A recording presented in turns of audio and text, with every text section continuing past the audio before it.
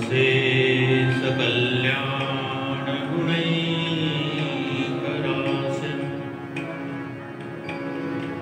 व्यूहाङ्गिनं ब्रह्म परं वरेण्यं ध्यायेम कृष्णं कमलेक्षणं हरिम् अंगे तु वामे वृषभानुजां मुदा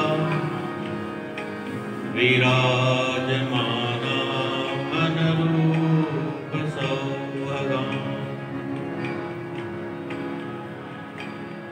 सखी सहस्रैः परिसेवितां सदा स्मरेम देवीं सकलेष्टकामदा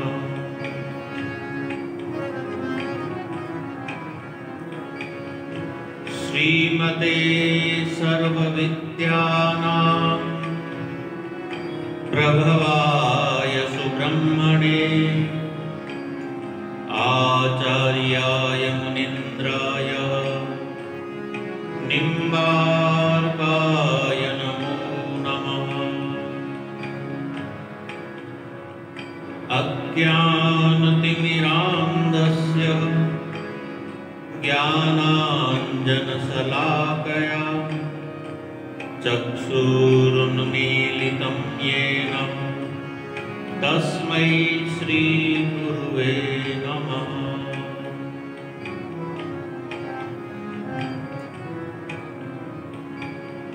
अतुलितबलधामं हेमशैलाभदेहं धनुजवनकृशानं ज्ञानिनामग्रगण्यं सकलगुणनिधानं वानराणामधीशं रघुपतिप्रियभक्तं वातजातं नमामि।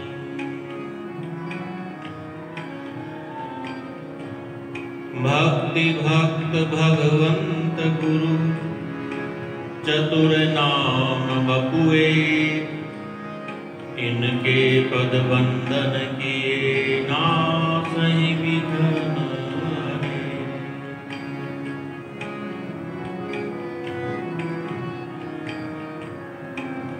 श्री राधा सर्वेश्वर भगवान की जय। श्री कृष्ण बिहारी जी महाराज की जय। श्री गिरधारी जी महाराज की जय। श्री निम्बार्क भगवान की जय। सद्गुरुदेव भगवान की जय। गौ माता की जय। भारत माता की जय। सत्य सनातन धर्म की जय।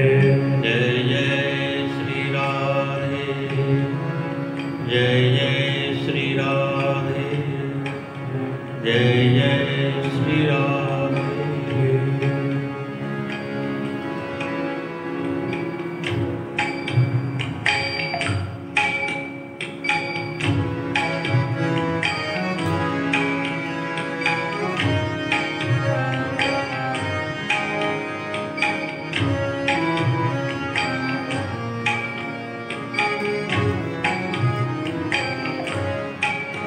राधे गोविंद गोविंद गोपाल नंद लाल। राधे गोविंद गोविंद गोपाल नंद लाल। राधे गोविंद गोविंद गोपाल नंद लाल। राधे गोविंद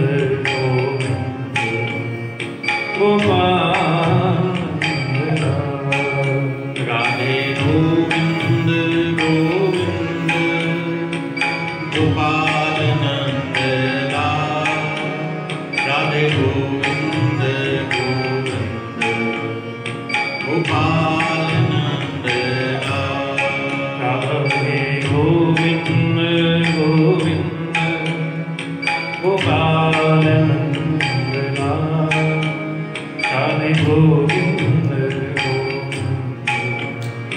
गोपाल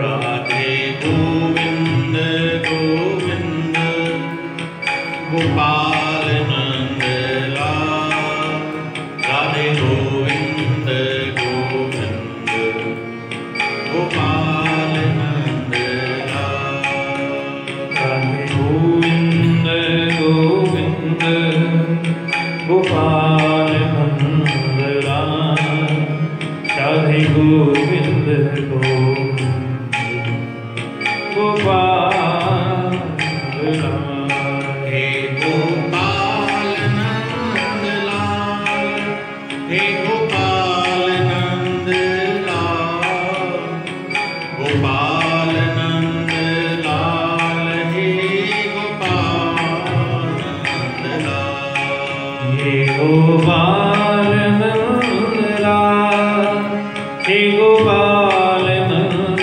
लाल गोपाल नंद लाल हे गोपाल नंद लाल राधे गोविंद गोविंद गोपाल नंद लाल राधे गोविंद गोविंद गोपाल नंद लाल राधे गोविंद गोविंद गोपाल नंद लाल राधे गोविंद गोविंद गोपाल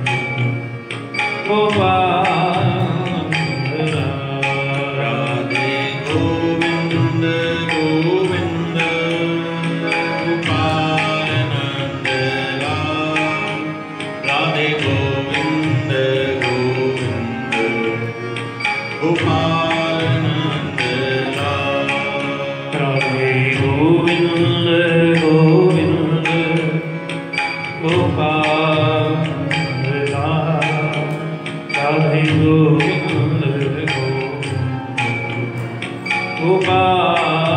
नंद लाल राधे गोविंद गोपाल नंद लाल राधे गोविंद गोविंद गोपाल नंद लाल राधे गोविंद गोविंद गोपाल नंद लाल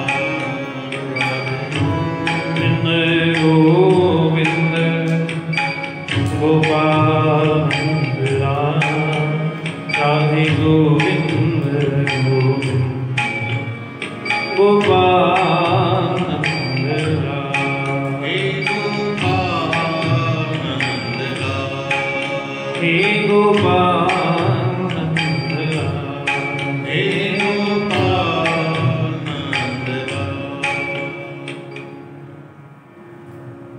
बोलिए भक्तवत्सल भगवान की जय पुरुषोत्तम भगवान की जय पुरुषोत्तम मास की जय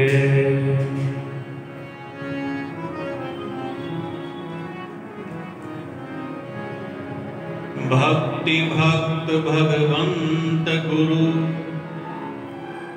चतुर नाम बपुए इनके पद वंदन किए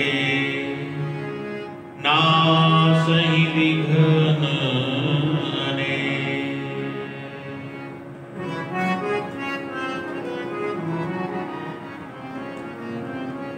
परात्पर परब्रह्म अखिल ब्रह्मांडाधिपति गोलोकाधीश्वर भगवान श्री राधा सर्वेश्वर श्री कृष्ण विहारी जी श्री गिरधारी जी अस्मत् गुरु परंपरा समस्त संत परंपरा वैष्णव परंपरा भक्त परंपरा सभी का वंदन करते हुए पुरुषोत्तम मास के इस दिव्य सुअवसर पर भगवान श्री राधा सर्वेश्वर की प्रेममयी पराभक्ति को प्राप्त करने के निमित्त सत्संग रूपी साधन मान करके श्री नाभादास जी महाराज कृत श्री भक्तमाल ग्रंथ का आश्रय लेकर के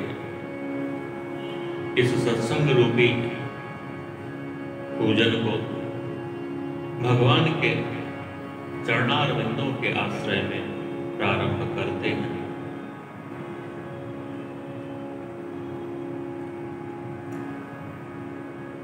भक्तों के यह चरित्र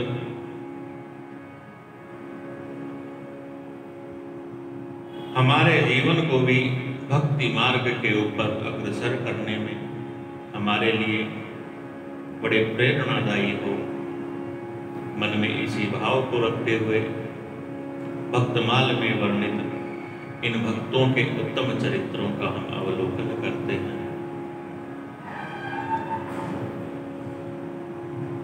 श्री रामानंद स्वामी के शिष्यों का वर्णन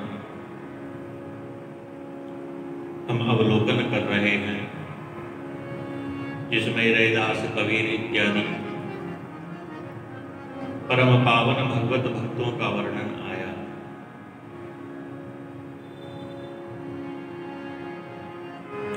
जाति पाति पूछे नहीं कोई, हरि को भजे सो हरि को कोई।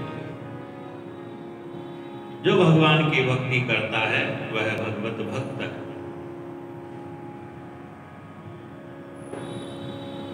भगवान की भक्ति का अधिकारी कौन? जिसके मन के अंदर श्रद्धा हो,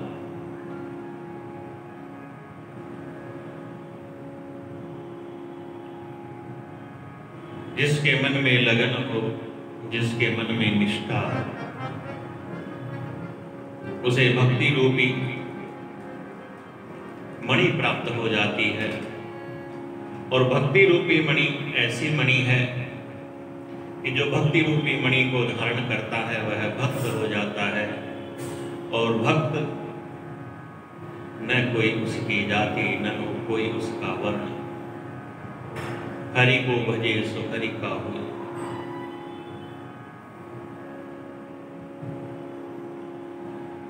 तो ऐसे इन भक्तों के दिव्य वर्णन में श्री रामानंद स्वामी के शिष्यों श्री पीपाजी महाराज का वर्णन आता है।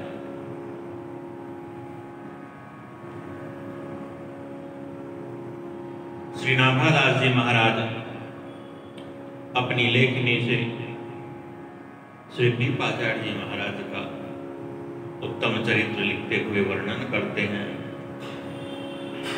कि प्रथम भवानी भक्त मुक्ति मांगन को धायो,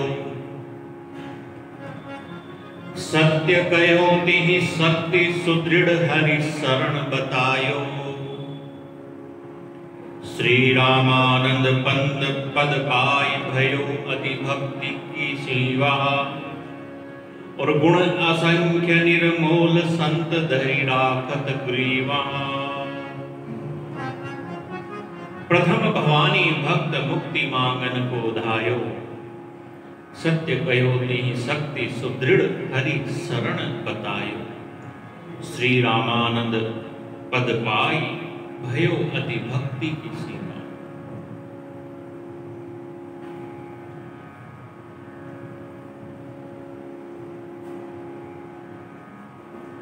यह पीपादास जी महाराज पहले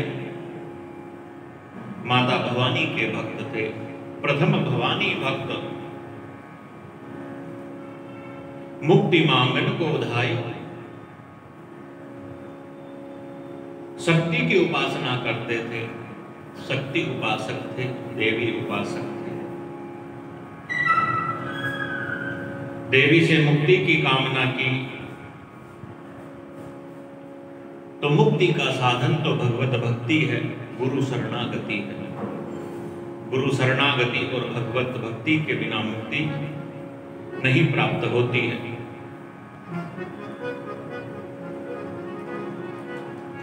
इसलिए गुरु शरणागति को प्राप्त हुए, गुरु के शरणागत हुए तो भक्ति रूपी उपदेश मिला, भक्ति का बड़ा प्रभाव हुआ। स्वयं तो भक्त बने ही सबको भी भक्त बनाया। और फिर भगवत धाम को भी प्राप्त किया। तो प्रियादास जी महाराज ने श्री पीपादास जी महाराज का चरित्र विस्तार से वर्णन करते हुए बताया कि द्वारिका नगरी और काशी नगरी के मध्य में गागरोन नाम का नगर है, जहां के यह राजा पीपाजी महाराज देवी के उपासक, देवी की बहुत भक्ति करते, ऐसी भक्ति करते कि प्रतिदिन 40 मन भोग देवी को चढ़ाते और अपनी प्रजा के अंदर बांट देते। सारी प्रजा भी राजा के जैसे ही और शक्ति उपासक थी।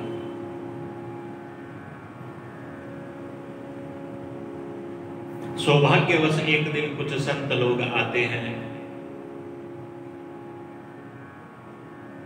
राजा को संत सेवा करने का सौभाग्य प्राप्त हुआ।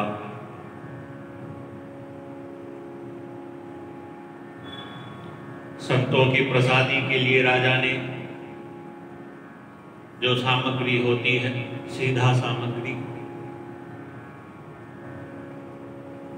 आटा, दाल, घी इत्यादि, वह सब पहुंचा दिया।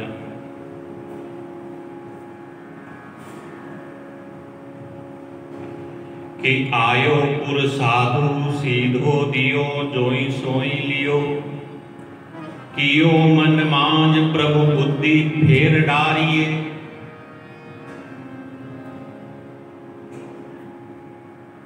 अब संतों ने कैसे जैसे करके वह सामग्री राजा से ले ली, भोग बना करके भगवान के भोग निवेदन किया और भगवान को प्रार्थना करी सभी संतों ने, हे प्रभु बुद्धि फेर डारिए।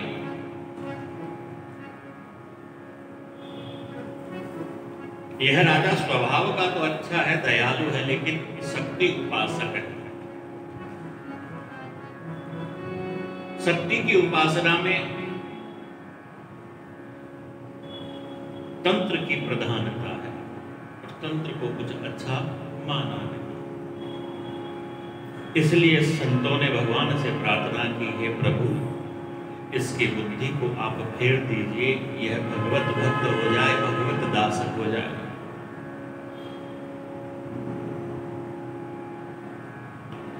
इस प्रकार के संतों की प्रार्थना को भगवान ने सुना। रात्रि में राजा स्वप्न देखता है,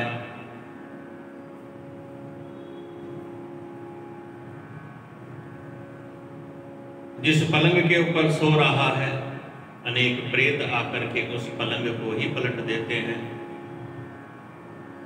राजा घबरा करके अपनी इष्ट देवी को पुकारता है, देवी प्रकट होती है, प्रेतों को भगा देती है। देवी के दर्शन पाकर के राजा ने देवी से मुक्ति मांगी तो देवी ने कहा, तुम हरि भक्ति करो,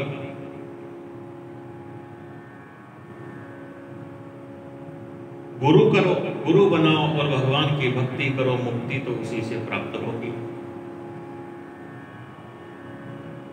किसे गुरु बनाओ?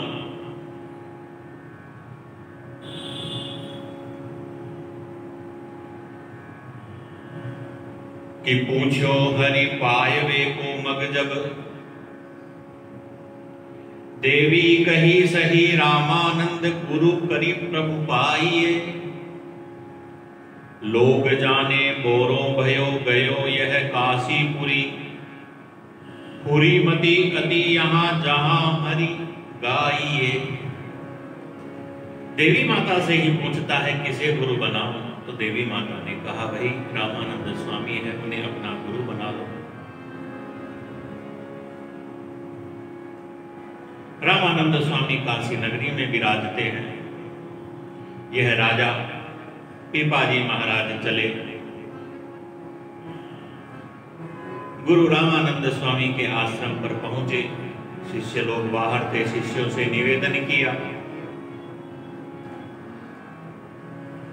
हम स्वामी जी महाराज का दर्शन करना चाहते हैं। शिष्यों ने परिचय पूछ करके और जा करके गुरु महाराज से निवेदन किया।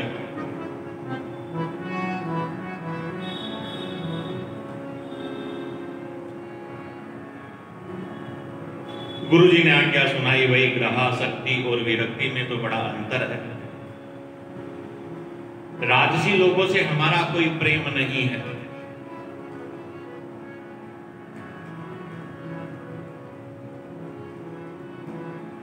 गुरु महाराज की ऐसी आज्ञा सुनकर के राजा जी ने तो अपने सारे राजसी जो चिन्ह थे सब उतार दिए।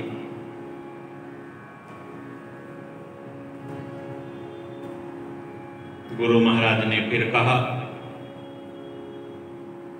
कि ठीक है, इनको उतारने से क्या होता है, अपने शरीर का भी मोह त्याग करो, जाओ सामने वह कुआं है, उस कुएं में कूद जाओ। गुरु आज्ञा हुई तो गुरु आज्ञा को मान करके कुएं की ओर जैसे ही भगे,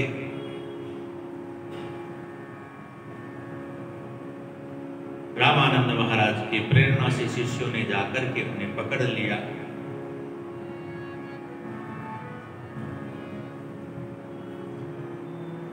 गुरु महाराज भी बड़े प्रसन्न हुए। मोह ममता इसमें नहीं है, मोह ममता का त्याग कर दिया, विरक्ति का अधिकारी है।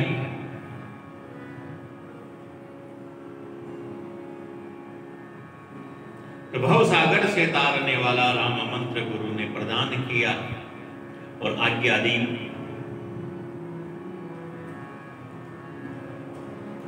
तुम्हारे लिए ग्रहासक्ति और विरक्ति एक समान ही है, तो जाओ अपने नगर को जाओ, अपने राज्य को जाओ, वहीं रह करके साधु सेवा करो। जब तुम्हारी साधु सेवा सरस होगी, बरस दिन बीत जाएंगे, तब हम तुम्हारे यहां आएंगे। गुरु महाराज की आज्ञा को शिरोधार्य करके पीपाजी महाराज अपने नगर को, अपने राज्य को लौट आए। बड़े प्रेम से साधु सेवा करने लगे, इतने प्रेम से करने लगे कि 1 वर्ष का समय तो एक क्षण के समान ही व्यतीत हो गया।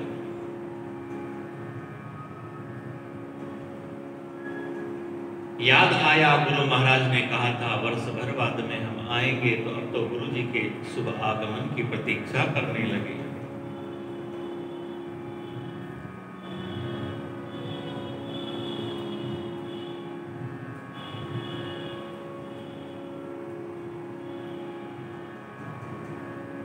गुरु महाराज की जब प्रतीक्षा कर रहे थे, विरह के अंदर बड़े व्याकुल हुए। पीपाजी महाराज ने चिट्ठी लिख करके अपने गुरु जी के पास भेज दी निवेदन करने के लिए। गुरु महाराज बड़े प्रसन्न हुए, अपने साथ कुछ संतों को लेकर के काशी नगरी से प्रस्थान करके और गागरोन नगर को आए। पीपाजी महाराज के नगर में आए कि कबीर रैदास आदि दास सब संग लिए, आए पुरपास पीपा पाल की ले आयो है। करे साष्टांग न्यारी न्यारी बिने साधुन को, धन को लुटाए सो समाज पधरायो है। रामानंद स्वामी जी महाराज अपने साथ कबीर रैदास इत्यादि शिष्यों को लेकर के, अन्य और भी बहुत सारे संतों को लेकर के आए। काशी नगरी से प्रस्थान करके इनके नगर के समीप आए। स्वागत सत्कार करने के लिए पीपाजी महाराज तो पहले से ही खड़े थे। सबको साष्टांग दंडवत प्रणाम करें, न्यारी न्यारी, ऐसा नहीं एक को ही प्रणाम कर लिया उसी में सबकी हो जाए, नहीं, सबको अलग अलग। अपने गुरु महाराज को तो पालकी के अंदर ही बैठाया। मन में बड़ी प्रसन्नता है, इसलिए बहुत धन धान्य लुटाते हुए गुरु महाराज की पालकी को अपने ही कंधे के ऊपर रखे हुए बड़े प्रेम से, बड़े उत्साह से अपने महल में आए। जिस भाव से गुरु और संत समाज की सेवा पूजा करने लगे, कौन उसका वर्णन कर सकता है। नित्य ही भोग राग इत्यादि की बड़ी सुंदर व्यवस्था स्वयं करते। रामानंद स्वामी महाराज ने इनकी रुचि देखी, आज्ञा दी, यदि तुम इसी रीति पर और भगवान की कृपा से चले चलो, यह राज्य त्यागना और घर में बने रहना दोनों ही बातें तुम्हारे लिए एक समान ही है। तुम कैसे रहना चाहते हो, क्या करना चाहते हो। पीपाजी महाराज ने तो निवेदन किया, भाई यहीं पर रहना तो मन के अंदर एक बंधन का आभास होता है। मैं तो गुरु सेवा के अंदर रहना चाहता हूं कि लागी संग रानी दस दोय कही मानी नाही, कष्ट को बतावे डर पावे मन मावही।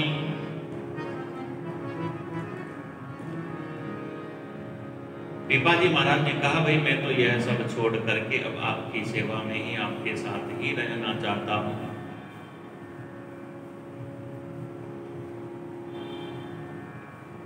तो गुरु महाराज ने कहा, कुछ दिन अकेले रह करके तुम भजन करो।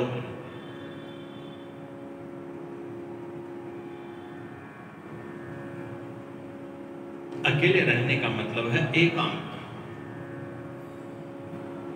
एक का भी जहां अंत हो जाए, व्यक्ति स्वयं को भी भूल जाए, स्वयं के बारे में केवल इतनी ही स्मृति रहे कि भाई मैं भगवान का दास हूं।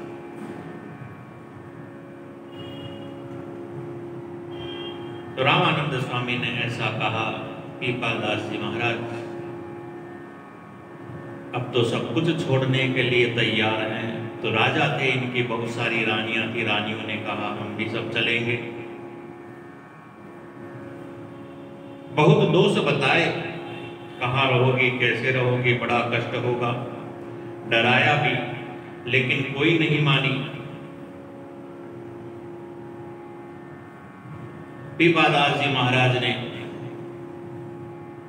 कंबल फाड़ फाड़ करके उनको दे दिए और कहा, यह सब राजसी वस्त्र तो त्याग दो, यह कंबल ही ओढ़ लो, यही पहन लो, तब हमारे साथ चलो। सारी की सारी रानियां पीछे हट गई। सबसे छोटी रानी बताई, सहचरी जिनका नाम है सीता सहचरी, बिना किसी लज्जा संकोच के आगे आई, अपने राजसी आभूषण इत्यादि सब त्याग दिए और वह कंबल लेकर के उस कंबल को ही ओढ़ लिया, लपेट लिया। पीपादास जी महाराज ने देखा, भाई और सब तो हट गई है, एक तो फिर भी साथ लग रही है, इससे कैसे पीछा छुड़ाऊं।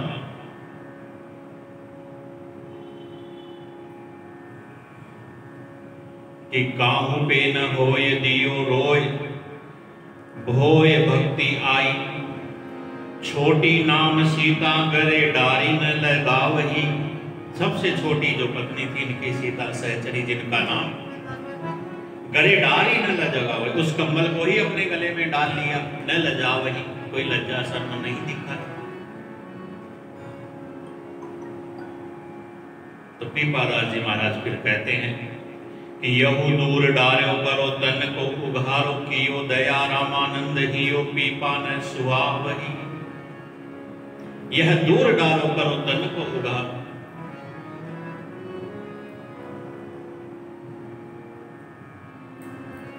पीपादास जी महाराज सीता सहचरी से ही कह देते हैं, अरे यह कंबल भी दूर फेंक दो।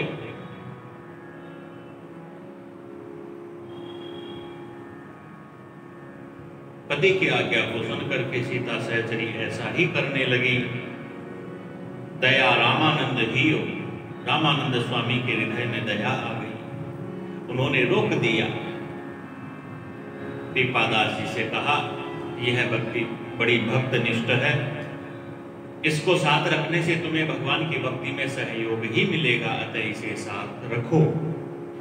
पीपा न सुहावई। पीपा दास जी महाराज को तो किसी का साथ और नहीं चाहिए था, लेकिन फिर भी गुरु आज्ञा मान करके उनको साथ ले लिया।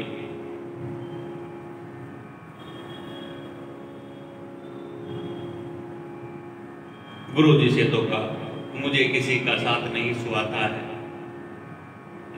आपको इसके ऊपर इतनी ही करुणा है, इतनी ही दया आती है,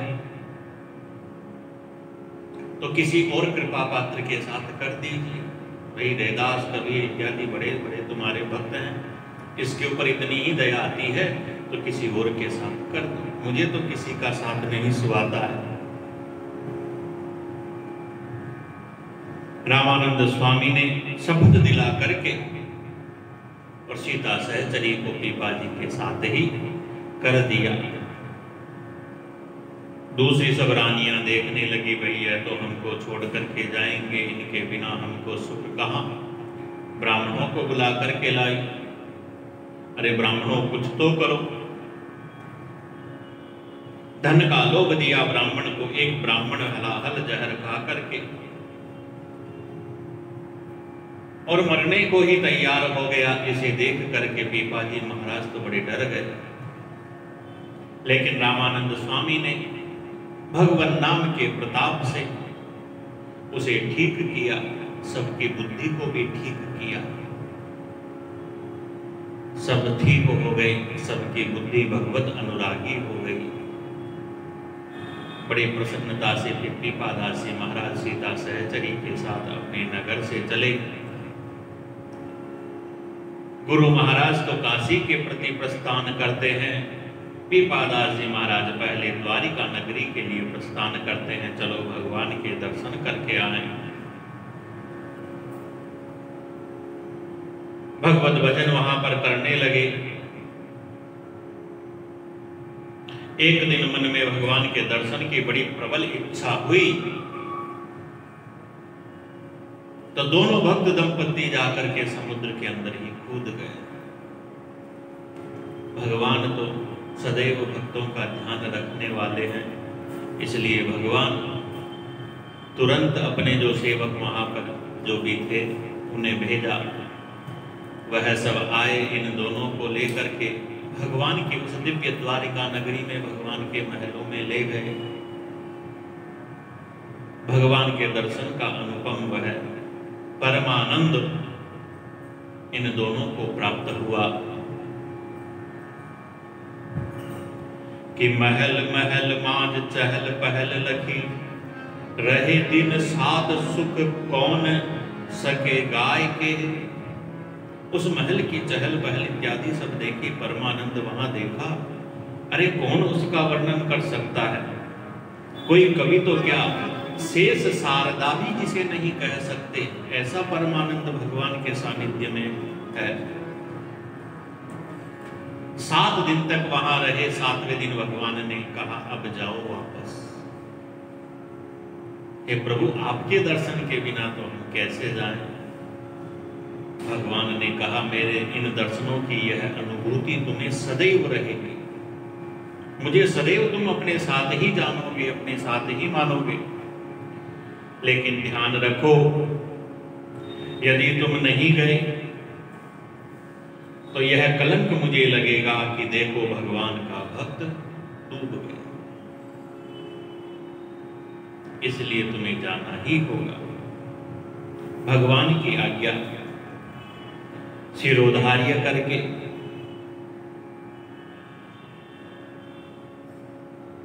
कि भक्त बूढ़ी गए, यह बड़ोई कलंक भयो, मेटो तुम अंक संक कहीं अकुलाए के। अरे मेरा भक्त डूब गया, यह तो मेरे लिए बड़ा कलंक होगा। इस कलंक को तुम मेटो, वापस जाओ।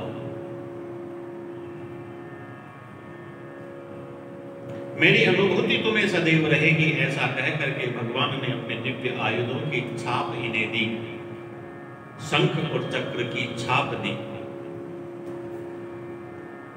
देवी रुक्मिणी ने कृपा करके सीता सहचरी जो साथ में थी उसे अपना कृपा प्रसाद अपनी साड़ी दी। जो कंबल पहने थी तो वह साड़ी दी। बड़ी प्रसन्नता से दोनों आए। भगवान के सेवक, भगवान के पार्षद इन्हें समुद्र के बाहर तक छोड़ने आए। जब डूबे कुछ लोगों ने देख लिया था तो बाहर कुछ लोग उपस्थित थे जो इतने दिन से ढूंढने का प्रयत्न कर रहे थे। भाई समुद्र में गए, कहाँ गए, कुछ तो पता चले। कोई समुद्री जो जीव है वह खा गए, क्या हुआ? तो जब वापस आए लोगों ने देखा जल में से निकल करके आ रहे हैं, लेकिन इनके वस्त्र तो गीले ही नहीं।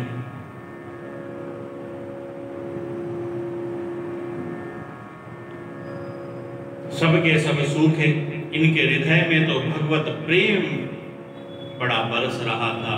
उस भगवत प्रेम रस से यह भीगे हुए थे, समुद्र के जल से भीगे हुए नहीं थे। लोगों ने इन्हें पहचान लिया। अरे यह तो पीपाजी महाराज ही है।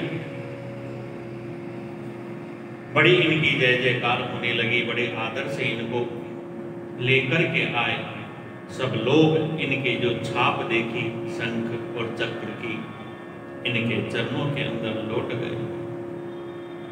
पीपाजी महाराज ने शंख चक्र की वह छाप वहां जो भगवान द्वारिकाधीश का पुजारी था उसके हाथों में सौंपी। भगवान का वचन सुनाया कि जिसके भी छाप लगेगी वह भवसागर से तर जाएगा।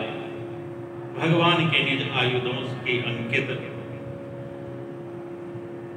वह जीव इस भवसागर के अंदर फिर नहीं डूबेगा, पार हो जाएगा। पुजारी जी को कहा यह छाप लगा करके लोगों के पाप छुड़ाया कीजिए। संप्रदाय जो भी होते हैं वैष्णव संप्रदाय, उन वैष्णव संप्रदायों के अंदर पंच संस्कार होते हैं। उन पंच संस्कारों में एक संस्कार यह छाप भी है। जैसे तिलक होता है, कटकी होती है, माला होती है, गुरु मंत्र होता है, तो ऐसे ही छाप भी होती है। यह जो छाप होती है ना शंख और चक्र की, यह भी दो प्रकार की होती है। ठंडी भी होती है और गर्म भी होती है। अधिकांशतः संप्रदायों में ठंडी छाप ही लगाई जाती है, लेकिन उन संप्रदायों के अंदर भी ऐसा है कि द्वारिका नगरी में तप्त मुद्राओं की छाप लगती है। रामानुज संप्रदाय में तो आज भी तप्त मुद्रा की ही छाप लगाते हैं। लेकिन और जो संप्रदाय हैं इनमें और यहाँ द्वारिका नगरी में जाने पर तो जिस पर यह अंकित हो सदैव अंकित रहे। जिस प्रकार से तुलसी की कंठी हम धारण करते हैं सदैव गले में रहती ही है, तो ऐसे ही भगवान के यह निज आयुध इस संसार के डर से हमें और बचाए रखे, तो नित्य धारण रहे। इसलिए ऐसा यह उपक्रम पीपादास जी महाराज के द्वारा भगवान ने प्रकट किया। अब तो समुद्र से 7 दिन के बाद में बच कर के आ गए। इनकी प्रसिद्धि होने लगी तो भीड़ लगने लगी। भीड़ लगने लगी तो एक दिन चुपचाप ही दोनों जने वहां से वन की ओर चल दिए। चलते चलते मार्ग में पीपाजी महाराज अपनी धर्म पत्नी, अपनी सहधर्मिणी सीता सहचरी जी को समझाते हैं, अरे तुम्हारे जैसी युवा सुंदरी मुझ अकेले के साथ में उसका चलना ठीक नहीं है। लेकिन वह तो नहीं मानी। कुछ दुष्ट लोग आ जाते हैं, सीता सहचरी को बलपूर्वक ले जाने लगते हैं। वह भगवान को पुकारती है, भगवान आकर के उन्हें मुक्त करा देते हैं और पुनः पीपादास जी महाराज के समीप पहुंचा भी देते हैं। पीपादास जी महाराज ने देखा, देखो मैंने पहले ही कहा था इस प्रकार से अकेली मेरे साथ चलोगी बड़े कष्ट आएंगे। सीता सहचरी कहती है, अरे नाथ, आप कहते तो ठीक हो, लेकिन मैं आपको छोड़ करके जाने वाली नहीं। अरे मेरे निमित्त आपने कौन सा उद्योग किया, या भगवान रघुनाथ ने किस आपत्ति की और शांति नहीं की। यदि कोई आपत्ति आ भी जाएगी तो भगवान आकर के बचा लेंगे, और आपके साथ हूं तो इसमें आपको क्या आपत्ति है। आपने कौन सा और मेरे लिए कुछ किया। यदि कुछ कष्ट आएगा तो भगवान बचाएंगे, आपके ऊपर तो मैं कोई बोझ हूं ही नहीं। पीपादास जी महाराज कहते, अरे मैं तो केवल तुम्हारी परीक्षा ही ले रहा था, तुम्हारी समझ बूझ को ही जानना चाहता था। भगवान के प्रति तुम्हारी दृढ़ता, यह जान करके मुझे बड़ा सुख हुआ है कि पीपा जी तब हंसी कयो लई परीक्षा तोरी, ते तो श्री रुक्मणी सखी तो ही तजे बड़ी खोरी। ते तो श्री रुक्मणी सखी ते ही तजे बड़ी खोरी। अरे मैं तो तुम्हारी परीक्षा ले रहा था, तुम तो साक्षात लक्ष्मी स्वरूपा श्री रुक्मणी जी की और सखी हो। तुम्हें छोड़ दूंगा तो तुम ही तजे बड़ी खोरी, तुम्हारा ही त्याग कर दूंगा तो मेरा भला कैसे होगा। तो इस प्रकार से फिर वहां से चले, उस मार्ग को तो छोड़ दिया, दूसरे मार्ग से चलने लगे। थोड़ा सा आगे पहुंचे कि चले मग दूसरे सुता में एक सिंह रहे, आयो वास लेत शिष्य कियो समुझाई है। ऐसा भयानक सिंह था जिससे कोस भर दूर से ही और मनुष्यों की गंध आ जाती थी। नरभक्षी था। इनकी गंध को सूंघ करके आ गया दहाड़ता हुआ, लेकिन जैसे ही आकर के इनको देखा तो कहते हैं कि शिष्य कियो समुझाई में, दहाड़ता हुआ वह नरभक्षी शेर आया, लेकिन पीपादास जी महाराज को देखते ही बकरी के समान इनके सामने हो गया। उसे अपना शिष्य बना लिया, अपने उर की अपने गले की माला उसके गले के अंदर डाल दी। इस प्रकार से पीपादास जी महाराज के बड़े चमत्कार हुए।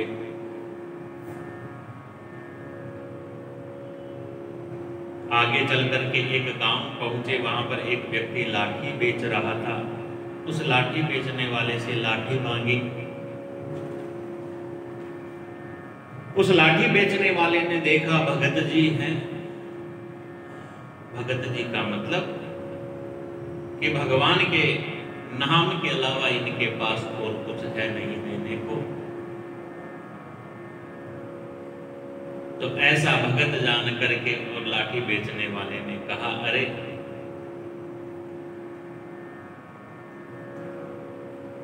बसवाड़ी में जाकर के और बांस क्यों नहीं काट लेते। पीपादास जी कहते हैं, बहुत अच्छा, जैसा तुम कहते हो वैसा ही करेंगे। कहते हैं कि उसी समय प्रभु की कृपा हुई। वह बांस की लकड़ियां बेचने वाला सूखी बांस की लकड़ियां बेच रहा था, उसके वह सूखे बांस ही भगवत कृपा से जमीन के ऊपर गिरते हैं, उनमें से जड़ें निकल जाती है, बांस का जंगल वहीं खड़ा हो जाता है। पीपादास जी महाराज उसी में से एक बांस काट करके और फिर ले लेते हैं, वहां से आगे चलते हैं। वह व्यक्ति तो इनके चरणों में गिर जाता है, उसे भगवत भक्ति का उपदेश दे करके आगे चलते हैं। वर्णन आता है, जिस प्रकार से यह भगवत भक्त दंपत्ति है, ऐसे ही उस क्षेत्र के अंदर चीधड़ नाम के और भक्त दंपति रहते हैं जिनकी वहां बड़ी प्रसिद्धि है। भगवान का भक्त दूसरे भगवान के भक्त को देख करके और बड़ा प्रसन्न होता है। तो पीपादास जी महाराज ने उनका नाम सुना था, उन्होंने इनका नाम भी सुन रखा था। आज यह संयोग उत्पन्न हुआ तो पीपादास जी महाराज के मन में आया, चलो कि दो दिया पति देखे आए भागवत ए पे घर की कुगति रति सांची ले दिखाई है कि लहंगा उतारी बेची दियो ताको सीधो लियो करो आज पाक वधु कोठी में दुराई है। यह चीधड़ भगत जी भक्त दंपति बड़े साधु सेवा परायण थे, साधु संतों की सेवा में ही अपना सर्वस्व लुटा चुके थे। जब पीपा भगत इनके यहाँ पहुंचे, इनको बड़ा आनंद हुआ।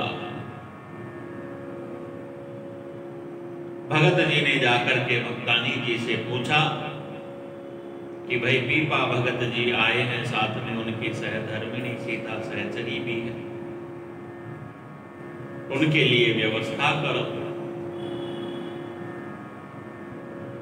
लेकिन देखा चारों तरफ तो घर में तो कुछ है ही नहीं, कोई सीधा सामग्री ही नहीं। मन में बड़ा संकोच हुआ तो चीधड़ भगत की जो सहधर्मिणी है, लहंगा उतारी बेच दियो ताको सीधो लियो करो अजुपाक वधु कोठी में दुराई है। कहते हैं उन भक्तानी जी ने अपना लहंगा ही उतार करके और चीधड़ भगत जी को दे दिया कि जाओ इसे बेच करके और कुछ सामान ले आओ, उससे पाक करो, रसोई बनाओ, भगवान के भोग लगाओ, संतों की सेवा करो, भक्तों की सेवा करो। वधु कोठी में दुराई है। स्वयं तो अपनी कुटिया के और भीतर ही बैठ गई छुप करके। अब बिना वस्त्रों के थी तो चीधड़ भगत जी गए, उसे बेच करके जो कुछ सामग्री आई आकर के उसकी रसोई बनाई, भगवान को भोग लगाया। सीता सहचरी ने 4 पत्तलों के अंदर भगवान की वह प्रसादी परोस ली और चीधड़ भगत जी से कहा आप भी भक्तानी जी को बुला लीजिए और भगवान का प्रसाद हम पाएं। चीधड़ भगत जी ने कहा वह तो संतों की शीत प्रसादी पाती है, इसलिए वह तो बाद में ही पालेगी। लेकिन यह पीपादास जी महाराज सीता सहचरी भी भगवान के बड़े भक्त थे, सब कुछ जानने वाले थे, इसलिए भगवान की प्रेरणा हुई। सीता सहचरी उस कुटिया के अंदर गई तो उन भक्तानी जी को देखा बिना वस्त्र के बैठी है, तो पूछा।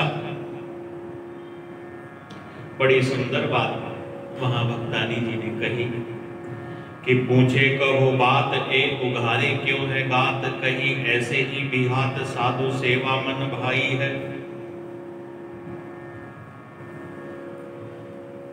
अरे भक्तिन जी आप इस प्रकार से क्यों बैठी हैं बिना वस्त्रों के? तो वह भक्तानी जी कहती है अरे हमारे दिन तो इस प्रकार ही व्यतीत होते हैं, साधु सेवा के अंदर जो अनुपम सुख हमें प्राप्त होता है, हमें तो कुछ सुध बुध ही नहीं रहती है। अरे जब संत कृपा करके पधारते हैं, असीम सुख हमको मिलता है, तो इस बात की क्या चर्चा कि भाई हमारा तन ढका है कि उघाड़ा। सीता सहचरी समझ गई तो रुक्मिणी जी की दी हुई जो प्रसादी साड़ी थी जो उन्होंने पहन रखी थी, उसी को आधा फाड़ लिया, आधा स्वयं पहन लिया, आधा उनको दिया। अपने साथ लेकर के आई, बैठ करके भगवत प्रसादी पाई, बड़ा संतोष हुआ। थोड़ी देर विश्राम करने लगे, तब सीता सहचरी ने पीपादास जी महाराज को सारी की सारी बात बताई।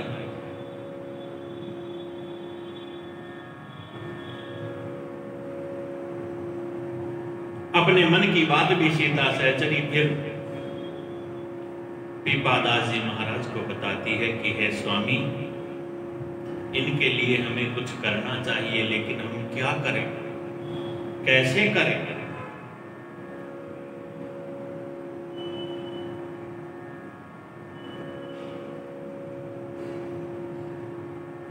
फिर मन में विचार करके सीता सहचरी पीपादास जी से कहती है, देखो साधु सेवा के लिए इन्होंने अपने वस्त्र तक और बेच दिए, इनके लिए हमें भी कुछ करना है, लेकिन क्या करें, हमारे पास तो कुछ है ही नहीं। हाँ, भगवान ने मुझे बड़ा सुंदर बनाया है, इसलिए मैं ही जाकर के बाजार में बैठ जाती हूं, लोग मेरी सुंदरता को देख करके मुझे कुछ दे जाएंगे, वही हम इन्हें दे देंगे। कि करे वैश्या कर्म अब धर्म यह हमारो यही, कहे जाए बेटी जहां। तो ऐसा मन के अंदर विचार करके जाकर के बाजार में बैठ गई। जिन लोगों को ऐसे स्त्रियों को देखने का और वह रोग था, ऐसे लोग आए, लेकिन भक्ति का प्रताप देखो, संसार के यह विषयी लोग काम वासना के वशीभूत होकर के आते हैं, लेकिन सीता सहचरी को देखते ही इनके मन की सारी काम वासनाएं नष्ट हो जाती हैं। पहचान गए कि यह कौन है, भगवान के बहुत बड़े भक्त पीपादास जी महाराज की सहधर्मिणी है। तो अन्न के धन के ढेर लग गए उनके सामने। वह सारा का सारा अन्न धन ले जाकर के उन चीधड़ जो भक्त थे उनके घर पर उनको साधु सेवा के लिए उन्होंने दे दिया। हे भक्तराज, इससे तुम संतों की सेवा करो। और स्वयं फिर वहां से कुछ दिन रह करके आगे चले। तो इस प्रकार का बड़ा उत्तम इनका चरित्र हुआ कि आज्ञा मांगी टोडे आए, कंबू भूखे कंबू घाए, ओचक ही दाम पाए, गयो स्नान को। भगवान की कृपा बड़ी विलक्षण होती है। कैसी होती है कि कभी घी घड़ा, कभी मुट्ठी चढ़ा, तो कभी वह भी मना। कभी घी घड़ा, कभी मुट्ठी चना और कभी वह भी मना। तो इस प्रकार से वहां से चल करके टोडे नामक गांव में आकर के और फिर यह कुटिया बना करके रहने लगे। प्रातः काल सरोवर में स्नान करने जाते, प्रातः काल और संध्या काल दोनों समय भगवान की सेवा पूजा करते, तो स्नान करके आते। तो एक दिन संध्या काल में स्नान करके आ रहे थे, तो मार्ग में देखा कि धन से भरे हुए घड़े मिट्टी के अंदर गड़े पड़े हैं, जिनका थोड़ा थोड़ा भाग ऊपर है, वह धन दिखाई देता। मन में किसी प्रकार का भक्त जी के कोई लोभ लालच तो था नहीं। दृष्टि पड़ गई, दिख गए, दृष्टि फेर करके आ गए, भगवान की सेवा पूजा इत्यादि की। और फिर रात्रि में अपनी सहधर्मिणी सीता सहचरी से कहने लगे कि आज तो स्नान करके जब आ रहा था तो मार्ग में ऐसे धन के वह गड़े और दबे हमें दिखे। जिस समय यह बात और बोल रहे थे, बता रहे थे, उसी समय कुछ चोर चोरी करने की इच्छा से और वहां पर आए। उन चोरों ने देखा कि वही है तो उस स्थान के ऊपर धन के गड़े होने की बातें कर रहे हैं, तो चुपचाप गए और जाकर के वहां से जैसे ही उस धन को देखा तो देखा वहां पर धन तो कुछ था ही नहीं। घड़े तो जरूर थे, बड़े बड़े कलश थे, लेकिन उनमें तो सांप बिच्छू इत्यादि जहरीले जंतु भरे हुए थे। तो मन के अंदर बड़ा क्रोध आया। उस क्रोध के वशीभूत होकर के उन घड़ों को कैसे जैसे करके निकाल करके ले आए और इनकी जो झोंपड़ी थी, उस झोंपड़ी में कोई खिड़की थी, कोई छिद्र था, उससे अंदर डाल दिया। तो जैसे ही अंदर डाला तो वैसे ही अंदर तो भाई सोने की मोहरें, रत्न इत्यादि और बरसने लगे। भगवत कृपा का प्रसाद मान करके उसे वहीं उस कुटिया की भूमि के अंदर दाब दिया।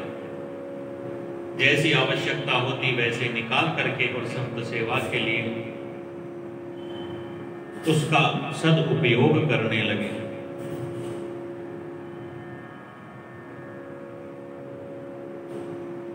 एक एक स्वर्ण मुद्रा का तोल 5-5 तोले जितना था। जो कोई आवे द्वार ताहि देत है आहार, और बोली के अनंत संत भोजन करायो है। बीते दिन 3 धन खाए प्याय छीन कियो, लियो सुनी नाम नृप देखिबे को आया।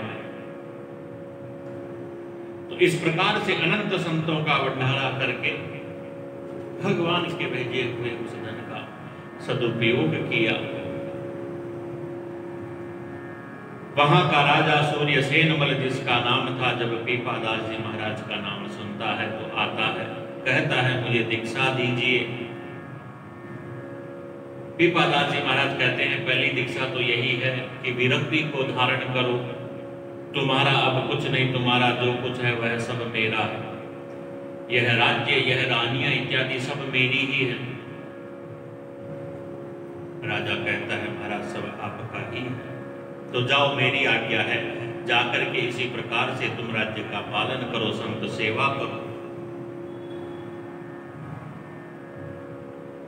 कि करके परीक्षा दई दीक्षा संग रानी दई, भई ने हमारी करो परदान संत सो। तुम्हारा राज्य, तुम्हारी रानियां, यह सब अब हमारी हो गई है। तुम इस राज्य का पालन करो, संत सेवा करो। और हां, जो भी संत आए संतों से कुछ कोट न करना।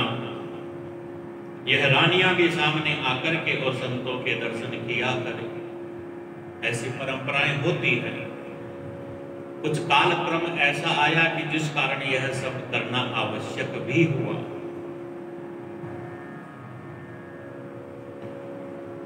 यह सब सम्मान का ही प्रतीक है। किसी प्रकार की कोई यह कुप्रथा नहीं है जैसा कि प्रचलित कर दिया गया।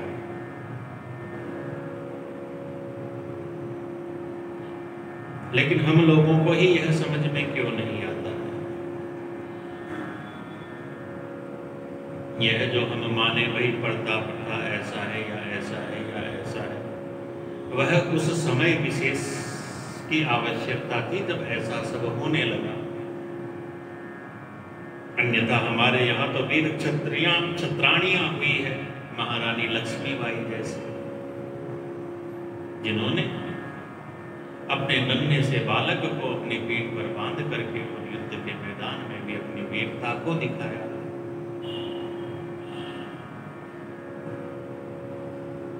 तो पीपादास जी महाराज ने राजा सूर्यसेन मल को ऐसा यह सब आदेश देकर के फिर दीक्षा दी।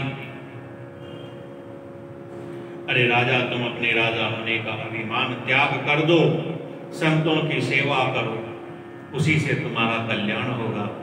तो इस प्रकार से राजा भक्तों के दास हुए, संत सेवा करने लगे।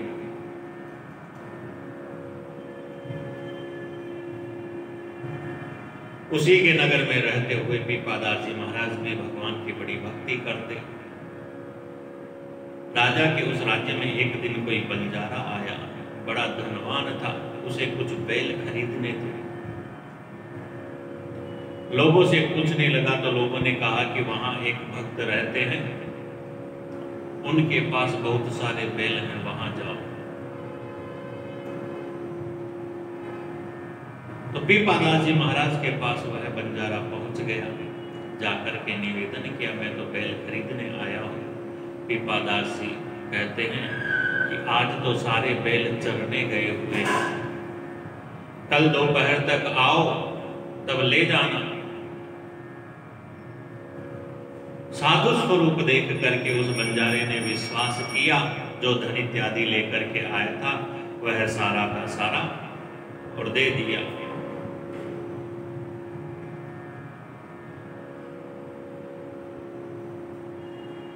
महाराज यह तो आप रखो, बैल में कल आकर के ले जाऊंगा। अब भी पादाजी महाराज तो बड़े सरल थे ही। धन आया तो भाई साधुओं को, संतों को, ब्राह्मणों को न्योता फिरवा दिया। भंडारा है, सब लोग आना।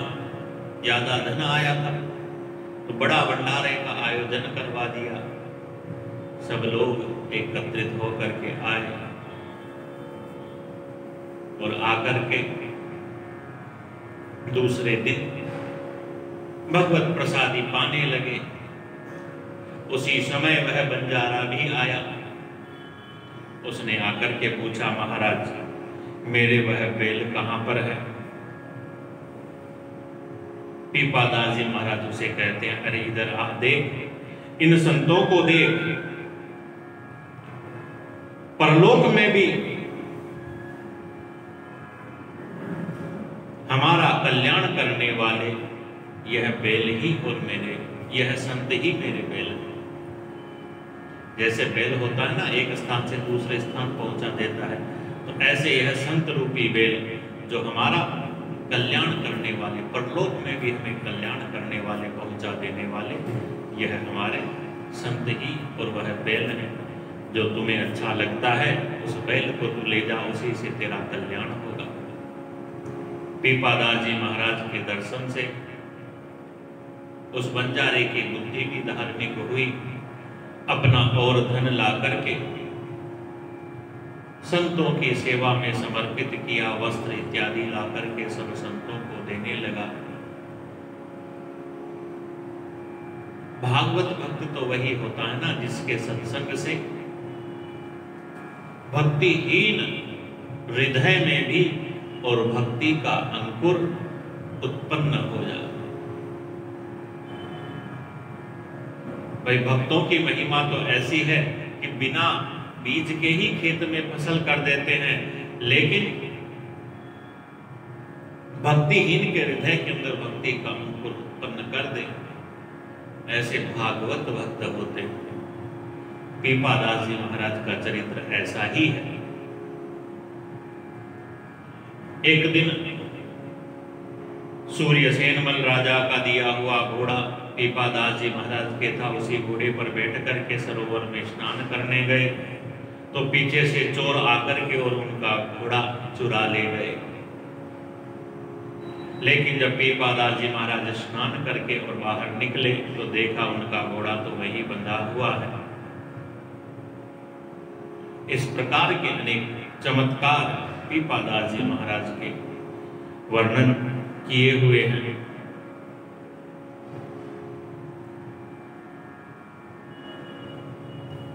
एक बड़ा अद्भुत प्रसंग प्रियादास जी महाराज वर्णन करते हैं कि गए हैं बुलाए आप पाछे घर संत आए, अन्न कछु नाही कहूं जाए करी ल्याइए।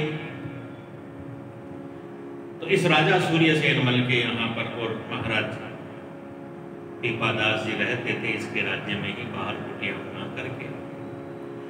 एक बार ऐसा कुछ मुकदमा राजा के दरबार में आ गया कि राजा को न्याय करना बड़ा कठिन हो गया। तो राजा ने अपने सेवक भेज करके अपने गुरु पीपादास जी महाराज को राज्यसभा में बुलवा लिया।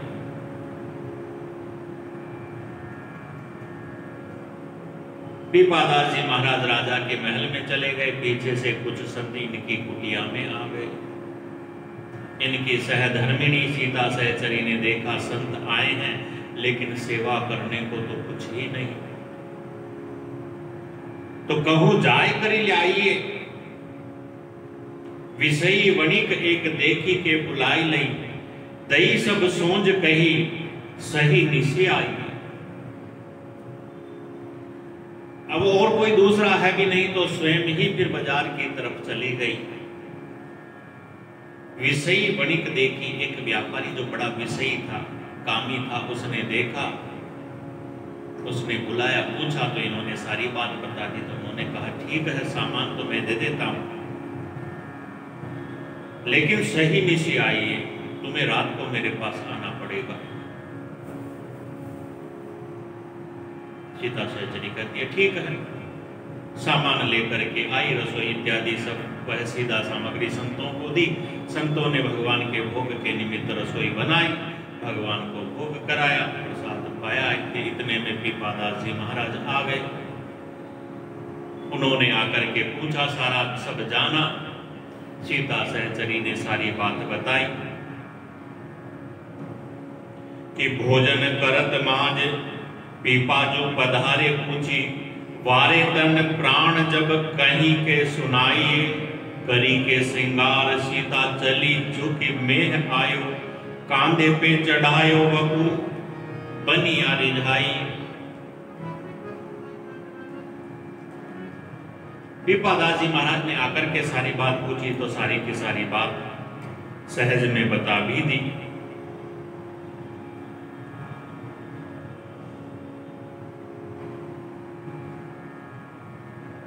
जब पीपादास जी महाराज ने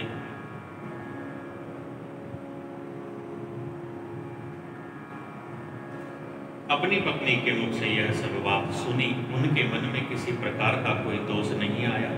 अरे संतों की सेवा हुई, बड़ी प्रसन्नता है, बड़ा आनंद है। अति प्रसन्न होकर के जैसे अपना तन मन प्राण ही निछावर कर दिया हो, ऐसे प्रसन्न हुए। जब रात हुई तो जैसा वचन करके आई थी सीता सहचरी, श्रृंगार इत्यादि करके जाने लगी। उसी समय बड़ी भयंकर बरसात हुई तो पीपादास जी महाराज स्वयं अपने कंधे के ऊपर उनको बैठा करके ले गए, वहां तक द्वार के ऊपर उतार दिया। सीता सहचरी ने द्वार जैसे ही बजाया, उस विषयी व्यापारी ने द्वार खोला। सबसे पहले तो दृष्टि चरणों के ऊपर ही पड़ी। प्रियादास जी महाराज कहते हैं, चरणों पर दृष्टि पड़ते ही उसकी तो वह सारी विषय वासना कामुकता सब नष्ट हो गई। पूछता है, माता जी कैसे आई? कैसे आई का मतलब, भाई बरसात हो रही है, इतनी भयंकर बरसात में आप किस प्रकार से आए? सीता सहचरी ने कहा, स्वामी जी अपने कंधे के ऊपर बिठा करके लाए। तो पूछा, स्वामी जी कहाँ है? कि बाहर है। जा करके उनके चरणों में, पीपादास जी महाराज के चरणों में गिर पड़ा। बारंबार अपने अपराध के लिए क्षमा प्रार्थना करने लगा कि मान्यो जी मी संक काज कीजिए निसंक, धन दियो बिन अंक जापे लरे मरे भाई हो। धन दियो बिन अंक जापे लरे मरे भाई हो। पीपादास जी महाराज कहते हैं, अरे तुम तो निसंक होकर के, यानी भयहीन होकर के रहो। तुमने कुछ गलत नहीं किया। धन दियो बिन अंक जापे लरे मरे भाई हो। अरे तुमने तो बिना किसी लिखावट के और इतना सामान दे दिया जिस धन के लिए तो लरे मरे भाई हो। भाई भाई में लड़ाई हो जाती है। तुमने तो कुछ गलत नहीं किया।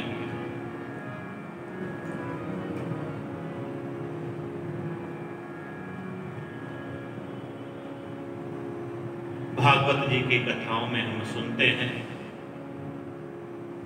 कि प्रभु निष्काम हैं, इसलिए ब्रज की गोपिकाएं सकाम भाव से भी भगवान का भजन करती हुई निष्कामता को प्राप्त हो गई। तो भाई भक्त कौन से भगवान से कम है? भगवान के भक्त भी तो भगवान के समान ही हैं।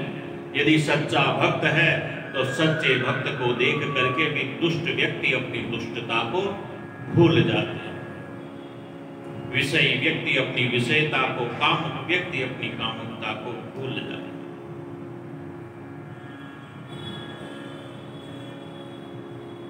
भक्तों से किसी प्रकार से भी और कोई छल कपट किया नहीं जा सकता। बड़ी सरलता से भगवान ने भक्तों की महिमा को प्रकट करने के लिए ऐसी अद्भुत अद्भुत लीलाएं और भक्तों के द्वारा करवाई है। वह व्यापारी तो श्री पीपादास जी महाराज का बड़ा भक्त हो गया। लाज से ही मरा जाता था, इस धरती में समा जाऊं।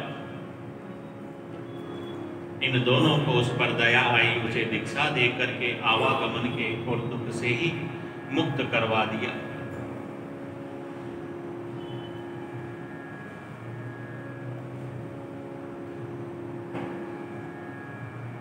बिना पैसे के सामान दे दिया और पीपादास जी की पत्नी को रात में बुलाया तो वह रात में सज धज करके चली भी गई। नगर के अंदर ऐसी बात दुष्ट लोगों ने फैला दी। राजा के कान तक यह बात पहुंची।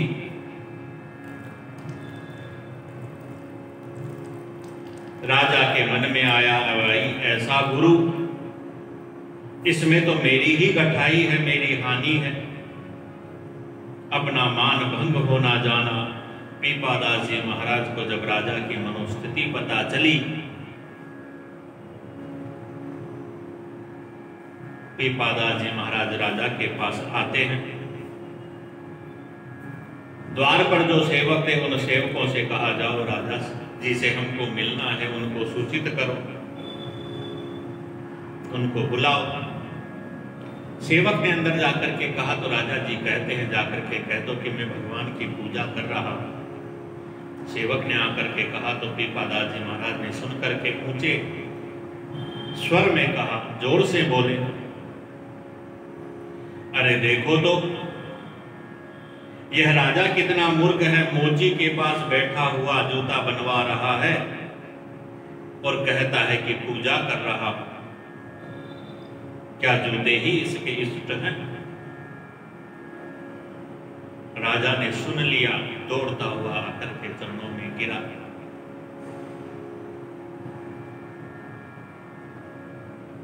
पीपादास जी महाराज ने कहा, अरे गुरु का अनादर और भगवत पूजा के समय दूसरी जगह अपने मन को रखना, यह कौन सी रीति नीति है? यह कब मैंने तुम्हें बताया? राजा तो बड़ा लज्जित हुआ। इस राजा की एक पत्नी थी जो बांझ थी, उसके कोई पुत्र नहीं था। पीपादास जी महाराज ने कहा, उसको मेरे पास लेकर के आओ। राजा मन के अंदर बड़ा संकोच भरा जाने लगा। देखा तो रानी के महल के आगे तो एक सिंह खड़ा है। उसे देख करके राजा डर गया, न तो आगे जा सके न पीछे आ सके।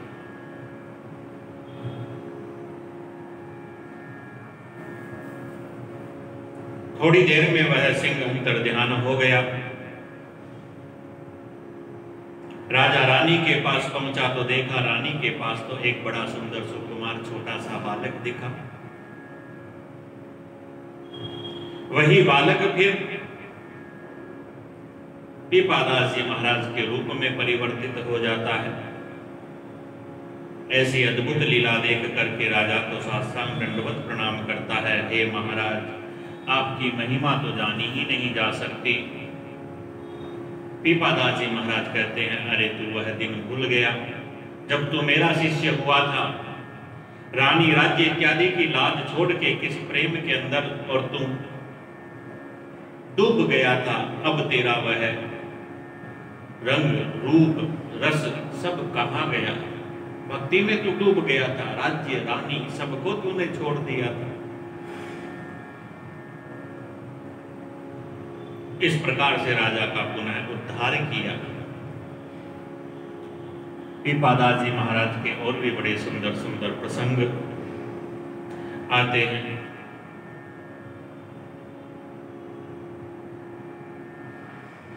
एक विषयी व्यक्ति संत का वेश बना करके पीपादास जी महाराज से आकर के कहता है, इस सीता सहचरी को एक रात्रि के लिए मुझे दे दीजिए।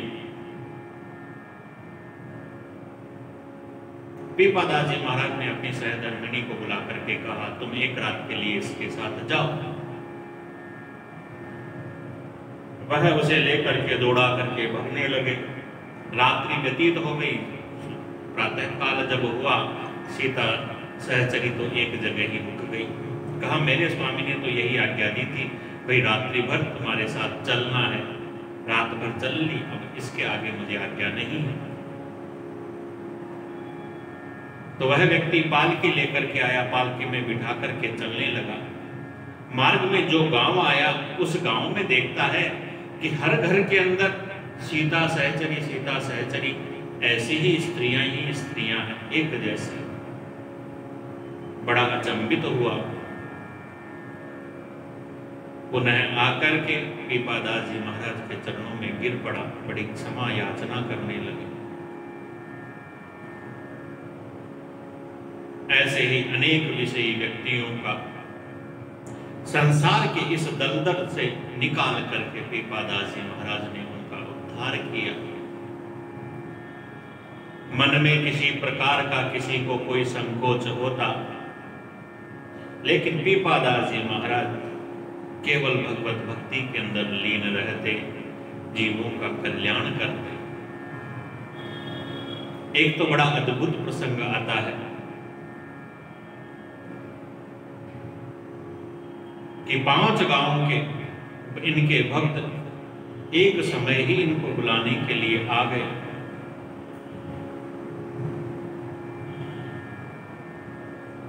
और जिस समय बुलाना चाहते थे वह समय भी एक ही था। और उसी समय पर इनकी कुटिया पर भी कुछ संत आ गए। तो अब संतों को छोड़ करके जा भी नहीं सकते, और 5 जगह जाने की स्वीकृति भी भक्तों को दे दी थी। तो भक्ति के प्रताप से ही 5 अन्य रूप धारण किए, 5 जगह पहुंच गए। भगवान का बड़ा भारी उत्सव उन सभी जगह था, तो उस उत्सव में सम्मिलित रहे। और फिर रात्रि जागरण इत्यादि जब हुआ, प्रातः काल हुआ, तो उन 5 गांवों के अंदर पीपादास जी महाराज तो दूसरे रूप में वहां पर उपस्थित थे। उनका वह शरीर, पंचभौतिक वह शरीर मृत्यु को प्राप्त हो जाता है। वहां के वह भक्त लोग उनका दाह संस्कार करना चाहते हैं। एक गांव में इनके अनुयायी 2 शिष्य थे। उन्होंने जब देखा, उन्होंने यही सोचा कि वह सीता सहचरी है, उसको सूचना तो देनी चाहिए, तो उस गांव से चले। दूसरे गांव में देखते हैं तो वही उपक्रम वहां हो रहा है। पीपादास जी महाराज के उस मृत शरीर को दाह कर्म करने के लिए ले जा रहे हैं। तीसरी जगह देखा तो वहां पर दाह कर्म कर रहे हैं। वहां सबसे लोगों से पूछते तो सब कहते, कल हमारे यहाँ भगवान के उत्सव में आए थे, रात्रि जागरण भर और बड़े प्रसन्न थे, नाच रहे थे, प्रातः काल होते ही इनका प्राणांत हो गया। 5 जगह एक सी वार्ता हुई। और जब कुटिया पर आकर के देखा तो वहां तो पीपादास जी महाराज अपनी सहधर्मिणी सीता सहचरी के साथ संत सेवा के अंदर लगे हुए थे। भगवान के भक्तों का ऐसा प्रताप।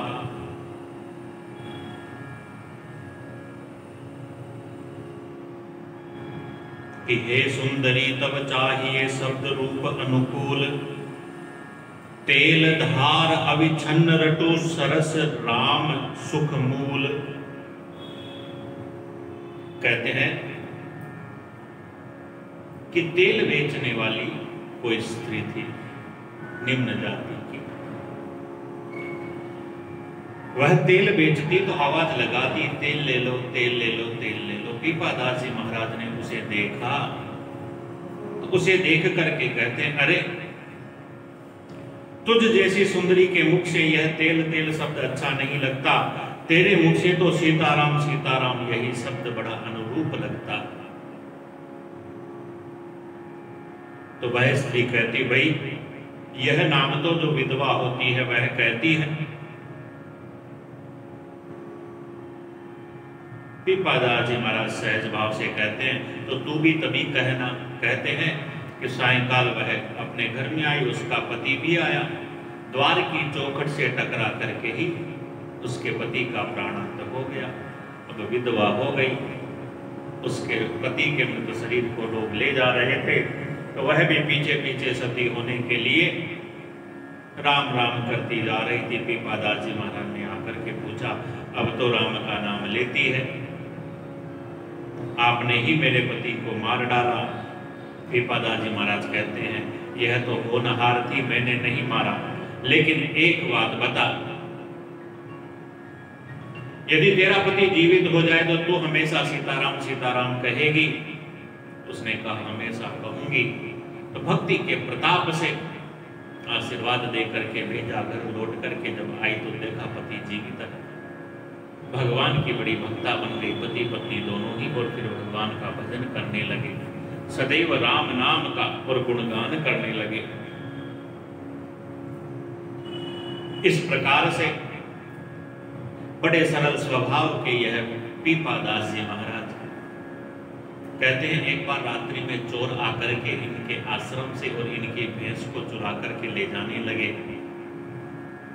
इन्हें पता चल गया, थोड़ी देर बाद में पता चला, तो उस भैंस का जो बच्चा था उसे भी पकड़ करके उन चोरों के पीछे भागने लगे।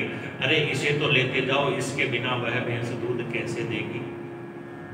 इनकी सरलता देख करके और वह चोर भैंस को वापस ला करके और बांध जाते। ऐसे ही एक बार यात्रा के प्रसंग में दोनों दंपत्ति पति पत्नी भगवान का भजन करते हुए जा रहे थे। इनके परिचित कुछ महाजन मार्ग में मिल गए, तो बहुत सारा धन इनको दिया। अब धन को लेकर के कैसे चले, तो एक बैलगाड़ी भी दे दी। महाजन लोग तो सब अपने अपने रास्ते चले गए।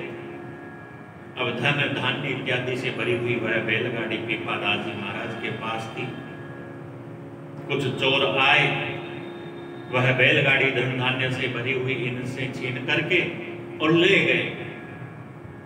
कहते हैं थोड़ी देर बाद में पीपादास जी महाराज भगते हुए उनके पास गए और जाकर के उनसे कहते हैं, अरे तुम मेरा सब छीन तो ले आए, लेकिन यह कुछ धन कुछ रुपए मेरे पास में ही रह गए थे, इन्हें भी लेते जाओ।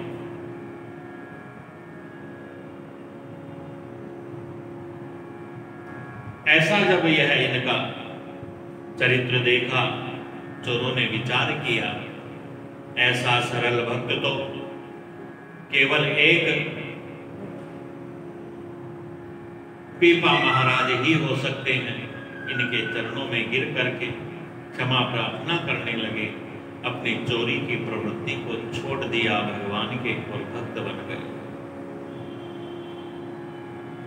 इसी प्रकार से पीपादास जी महाराज के अनेकों अनेक चरित्र बताए गए हैं।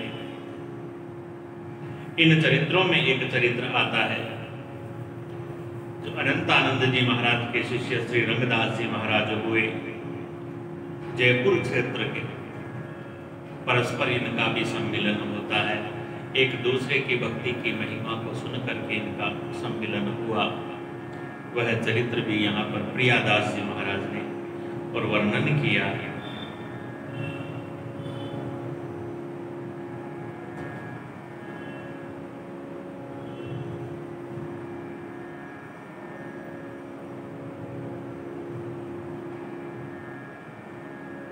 पीपादास जी महाराज के बाद में धना भगत की कथा आती है।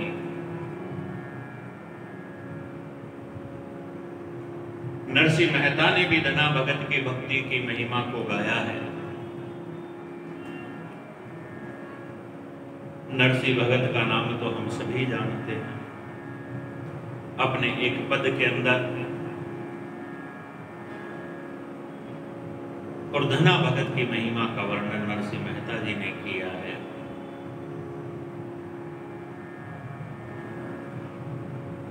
बड़ा सुंदर उनका वह भजन है। ओरे महारा नटवर नागरिया भक्ता पे क्यों नहीं आयो, बीज लेर साधान बाटा बिना बीज निप जायो। यानी बिना बीज के भी और फसल कर दी खेत में, फसल निपजा दिया, धान निपजा दिया। ऐसी महिमा धना भगत की बताई गई है कि धन्य धना के भजन को बिनहि बीज अंकुर भयो। घर आए हरिदास तिनहि को धूम खहाए। तात मात डर खेत थोत लांगुल चलाए। भाई इनके माता पिता कहीं बाहर गए हुए थे, धना भगत अकेले ही घर पर थे। वो उसी समय कुछ साधु आ गए। अब घर में और कुछ नहीं था, कुछ धान्य था जो बीज के लिए रखा हुआ था कि भाई अब खेत में और बिजाई करनी है, हल चलाना है, तो उस समय यह बीज डालेंगे। वर्षा ऋतु इत्यादि का कोई मौसम होगा, फसल का समय, तो वह बीज के लिए कुछ धान्य रखा हुआ था। धना भगत ने वही उसी के द्वारा संतों की प्रसादी बना करके संतों को भोजन करवा दिया। और फिर माता पिता के डर से क्या किया कि थोत लांगुल चलाए। खेत के अंदर झूठ मूठ में ही और हल चला दिया, ताकि ऐसा लगे कि वह सब बीज इसमें डाल दिए। अब लगे नहीं लगे वह तो अलग बात है, लेकिन ऐसा सारा उपक्रम किया। भक्तों की लाज तो भगवान रखते ही हैं। ऐसी फसल हुई जैसी और खेतों के अंदर नहीं हुई। भाई बिना बीज के भी ऐसी फसल खड़ी हो गई। यह भगवत कृपा का प्रताप है। तो ऐसे धना भगत की कथा आती है। यह भी रामानंद स्वामी के ही शिष्य हैं, ब्राह्मण कुल के अंदर, और यह उत्पन्न हुए कि खेत की तो बात कहीं प्रकट कवित माज, और सुनो भाई प्रथम जो रीति है। यह तो इनकी प्रथम बात है ही, लेकिन उससे पहले की रीति सुनो। जब यह बालक थे, इनके घर एक साधु आए जो सालग्राम जी की सेवा पूजा करते थे। उन्हें सेवा पूजा करते देख बालक धना भगत उनसे कहने लगा, मुझे भी ठाकुर जी दो, मैं भी सेवा पूजा करूंगा। तो एक गोल मटोल सा पत्थर उठा करके उन साधु जी ने धना भगत को दे दिया। प्रेम से इसकी सेवा पूजा करना, भोग लगाना। धना भगत ने ठाकुर जी को लेकर के हृदय से लगा लिया। ऐसे लगा जैसे नए प्राण ही मिल गए। बड़े प्रसन्न हुए, पूजा इत्यादि करने लगे। जैसे ब्राह्मण देवता वह संत देवता भोग लगाते थे, वैसे ही ठाकुर जी का भोग लगाते। लेकिन काहे का भोग लगाते? धना भगत को प्रातः काल कलेवे में, यानी सुबह बाल भोग करने के लिए, नाश्ता करने के लिए जो रोटी मिलती, वही रोटी ला करके और ठाकुर जी को सामने रखते थे, ओट कर देते, भोग लगाते। और तो कहाँ से लाए भाई बालक? बालक को तो जो मिलता है उसी का भोग लगाए। लेकिन देखा ठाकुर जी ने तो खाया ही नहीं। अब ठाकुर जी ने नहीं खाया तो भाई ठाकुर जी के भगत ने भी नहीं खाया। कि बार बार पांव परे, अरे भूख प्यास तजी, धरे ही ये सांचो भाव पाई प्रभु प्यारिये। छाक नित आवे नी के भोग को लगावे जोई, छोड़ सोई पावे प्रीति रीति कुछ न्यारी है। बार बार पांव परे, भगवान को बार बार निवेदन करते हैं, प्रणाम करते हैं, प्रभु पाओ। भूख प्यास तजी, स्वयं ने खाना पीना छोड़ दिया। हृदय में ऐसा सच्चा जब भाव भगवान ने देखा तो भगवान प्रकट हो गए और प्रकट होकर के पाने लगे प्रसाद, भोग को खाने लगे।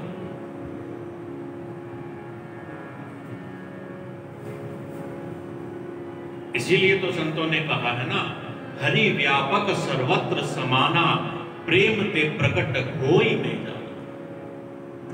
भगवान प्रेम से प्रकट होते हैं, और प्रेम इन बालक भक्तों जैसा प्रेम, इनके जैसी निश्चलता। कर्माबाई की, मीराबाई की सबकी कथाएं हम सुनते हैं। सबका सार यही तो है कि प्रेम ते प्रकट होई में जाना।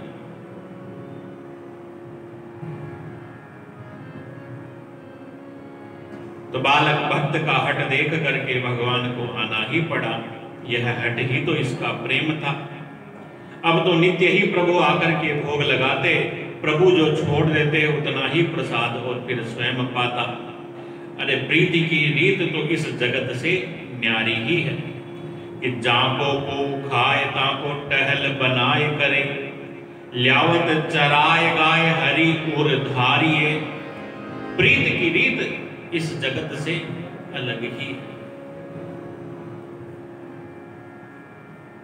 रोज आकर के भगवान भोग लगाने लगे और जो फिर भगवान छोड़ देते उसे यह खाता।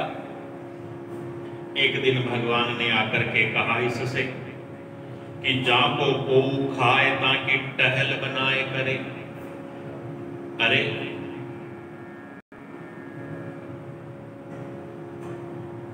जाको को खाए ताकि टहल, जो जिसका खाता है ना वह उसकी हाजिरी बजाता है। तो मेरे धना भगत, मैं तेरा खाता हूं तो अब तेरी हाजिरी बजाऊंगा। तेरी जो गायें हैं उन्हें मैं चरा करके लाऊंगा। तो भगवान गाय चराने लगे धना भगत जी। इस प्रकार की आनंदमयी भक्ति के अंदर भक्त और भगवान का समय बीतने लगा। वह संत पुनः लौट करके उनका आना हुआ संयोगवश। तो आकर के पूछा, पहले तो दर्शन किए कि आयो फिर विप्र नेह खोजु न कहूं पायो, कहूं सरसायो बातें ले दिखायो श्याम जारी। वह ब्राह्मण देवता फिर आए और आकर के देखा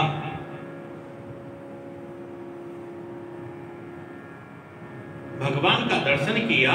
तो दर्शन करके ऐसा लगा नहीं कि भाई इनकी रोज और अच्छी तरह सेवा पूजा होती हो, जैसी वह करते थे वैसी। उस पूजा का लक्षण नहीं देखा, नहीं दिखा। तो पूछा, अरे भगत बालक क्या हुआ, सेवा पूजा तो करते हो या नहीं करते?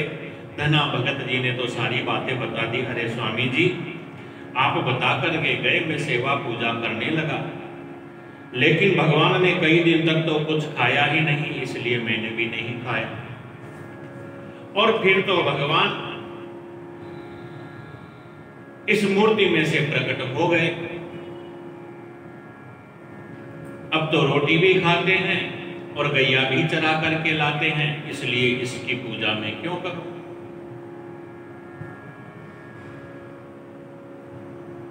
विप्र ब्राह्मण को बड़ा आश्चर्य हुआ। सब प्रेम हृदय से कहने लगे, अरे हमको भी तो दिखा दो भगत जी, कहाँ है भगवान? तो धना भगत लेकर के वहां चले गए जहां भगवान गाय चराते थे। अब धना भगत को तो दिखते हैं, लेकिन इन ब्राह्मण देवता को नहीं दिखाई देते। प्रार्थना की जब धना भगत ने, तब भगवान श्याम सुंदर ने इनको भी दर्शन दिए कि द्विज लखी गायन में चायनी समात नाही, भायनी की चोट दृग लागी नीर झारिये, जाय के भवन सीतारमन प्रसन्न करे, बड़े भाग मानी प्रीति देखी जैसी करिए। धना भगत की कृपा से दर्शन प्राप्त हुए। गायों के बीच में भगवान की बड़ी मधुर माधुरी छवि को जब देखा, हृदय के अंदर आनंद का उत्साह तो अब समाता ही नहीं था। बड़े प्रेम भाव से चित्त के ऊपर चोट लग गई, नेत्रों से आंसुओं की धारा बहने लगी। हे प्रभु, कितने दयालु हो, कैसे अपने भोले भक्तों के ऊपर आप रीझ जाते हैं। उन ब्राह्मण भक्त की स्थिति तो बड़ी ही विचित्र हो गई। हे प्रभु, अब तो मैं घर जाके सब प्रेम से आपका भजन ही करूंगा। मेरा कोई बड़ा भाग्य था कि इस बड़ा भागी बालक के संग से और मुझे आपका दर्शन हुआ। ऐसा मन में निश्चय करके वह द्विज भक्त, वह ब्राह्मण भक्त धन्ना भक्त की जो भक्ति थी उसकी बड़ाई करते करते अपने घर गया। गुरु शिष्य परंपरा के परिपालक प्रभु ने धन्ना भगत को फिर आज्ञा करी कि तुम काशी जी में जाओ, रामानंद जी है वहां पर, और उनसे भव सागर से तार करने वाला श्री राम मंत्र ग्रहण करो। तुम्हारी भक्ति ने, तुम्हारी प्रीति ने हमारे मन को हर लिया है। आज्ञा पा करके धना भगत जी गए, रामानंद स्वामी के शिष्य हुए, और फिर घर आकर के प्रभु को प्रकट पा करके उनके चरणों में गिर पड़े। तो प्रभु ने हृदय से लगा लिया। इस प्रकार से भगवान धना भगत के घर में रह करके उनकी टहल करते।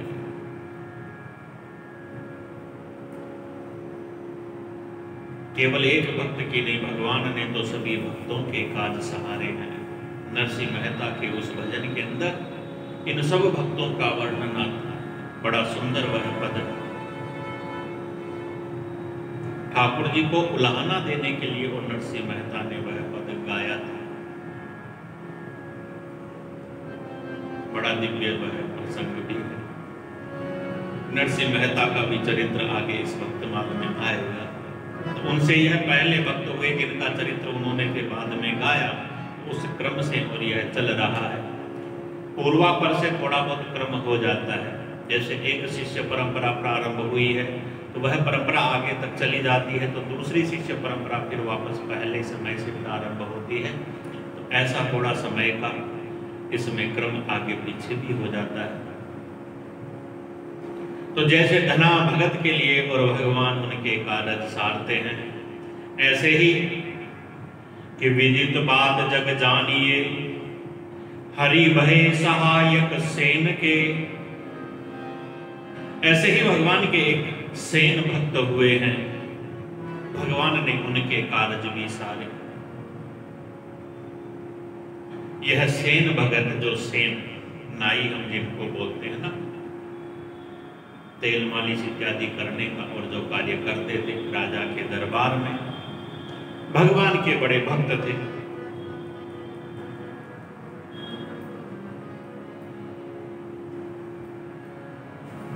तो यह सेन भगत जी राजा की चाकरी की बांधोगढ़वास, बांधोगढ़ के और राजा बघेलखंड के, जिनके दरबार में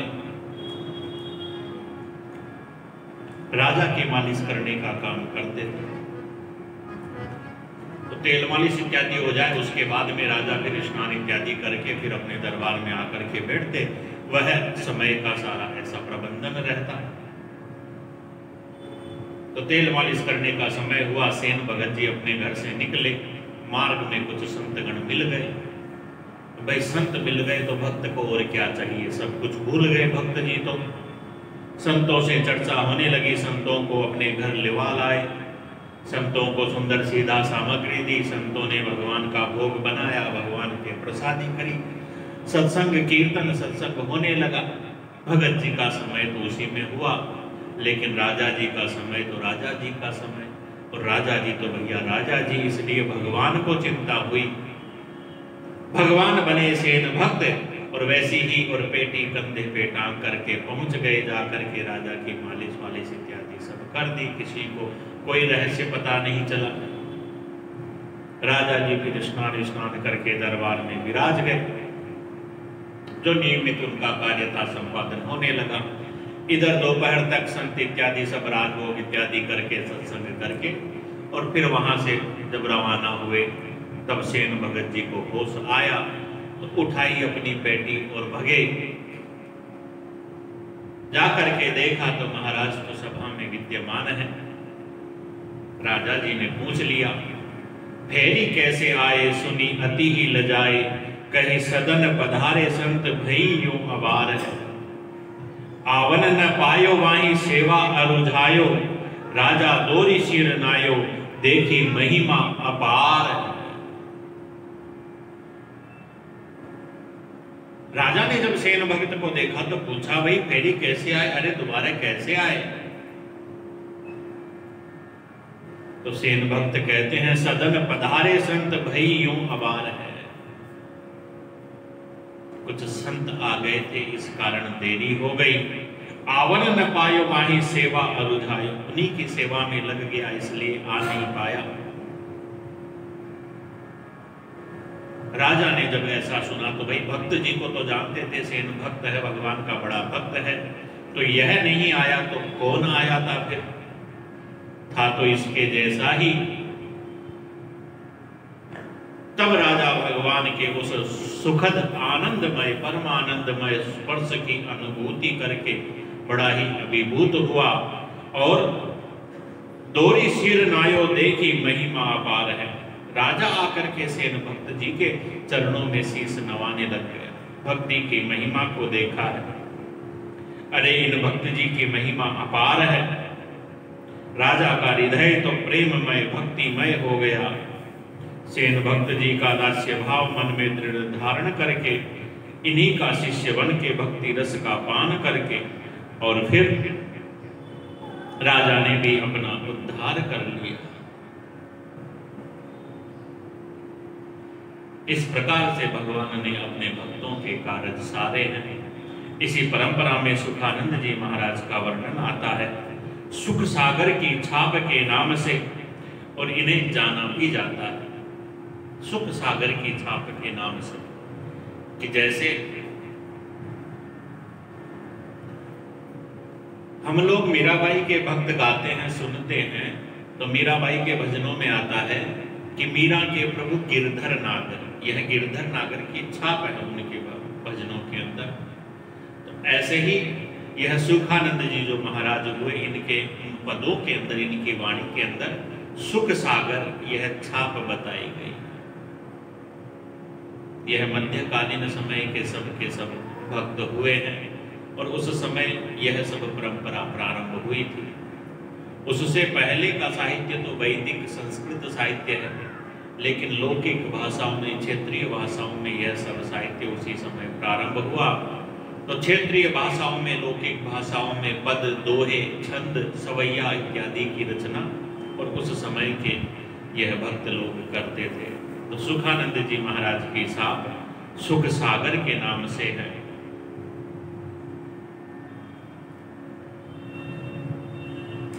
कि जनों को भक्ति दान देने में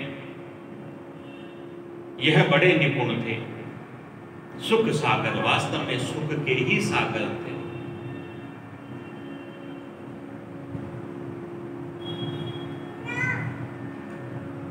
भगवान के गुणगान करने में बड़े अत्यंत पारस के समान ही बताए गए हैं। सठ सुधरई सतसंगति पाई, पारस परसि कुतातु सुहाई। जैसे पारस के संसर्ग से लोहा सोने का बन जाता है, ऐसे ही सत्संग से सठ यानी जो दुष्ट होते हैं वह सुधर जाते हैं। लेकिन पारस में और संत में फिर भी एक भेद बता दिया कि पारस में अरु संत में बड़ो अंतरो जान, वह लोहा सोना करे ये करे आप समान। पारस का तो प्रभाव इतना है कि वह लोहे को सोना कर सकता है, लोहे को पारस नहीं कर सकता। पारस का प्रभाव ऐसा है कि लोहे को सोना कर देगा, लोहे को पारस नहीं कर सकता, या सोने को भी पारस नहीं कर सकता। लेकिन संत जो होते हैं, संत करे आप समान, संत तो अपने समान कर देगा, यानी पारस बना देगा, संत ही बना देगा। आप जहां जाओगे वहां आप और दुष्टता को नष्ट करोगे, संतता को, भक्ति को आप वहां पर प्रचारित, प्रसारित, आच्छादित करोगे, फैलाओगे। तो ऐसे सुखानंद जी महाराज का चरित्र आया कि महिमा महाप्रसाद की सुरसुरानंद सांची करी। रामानंद स्वामी के शिष्य हैं सुरसुरानंद जिनका नाम है, जिन्होंने महाप्रसाद की महिमा को सत्य किया, भगवत प्रसाद की महिमा को सत्य किया।